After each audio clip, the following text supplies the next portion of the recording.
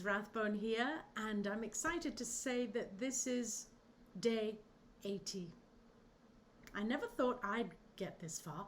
I never thought we'd be asked to stay in our homes for this long. And even added to all of that, that now we're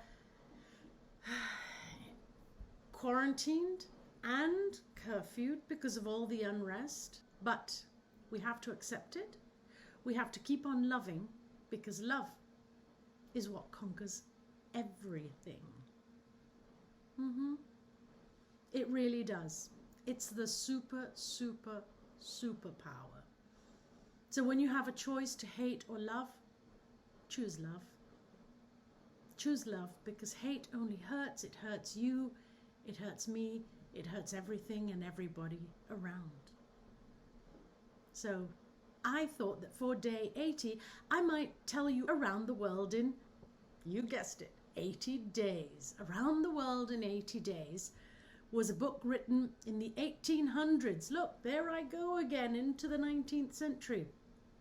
And it was written by a man, a very well-known author called Jules Verne, and he was French. And he writes this story about a wager. A wager is a bet. And Phileas Fogg is at his club in London, and he is talking to his friends, and they've just read in the paper that this big railroad has been finished in India, which connects Bombay and Calcutta, and it means that somebody could actually go around the world in 80 days. And so he says, I bet I can do it. And everybody bets against him, of course. So he sets off on his adventure. And he sets off on his adventure with his manservant, who's called Passepartout. Passepartout is a very funny guy, and he's had all sorts of different jobs in his life, except now he just wants some peace and quiet. And suddenly, this huge adventure. Overnight, we're going around the world. Now, don't forget, in those days they had no airplanes, no cars, no motorbikes, nothing like that. They had steam engines, so you had to feed coal into an engine that then boiled water, that then made steam, which is what made the wheels go round, okay, either in a boat or on a train. But that was the main source of power, was steam at that time. So the adventure had to be planned in such a way that everything could happen in a logical sequence, and that he could go all the way around the world and get back to his club on time. Now, what I've done here, we all know the world is round, yes, but just so that you can see, he starts off in London and goes all the way round, all the way round, all the way across and back to, that's right, London. So here's the interesting twist that happens, because a good story always has a bit of a twist. As he's about to leave London, somebody who looks just like him robs a bank. And when Scotland Yard heard that Phileas Fogg suddenly left town, they thought, oh, he must be the thief. So they send Mr. Fix to follow him and arrest him.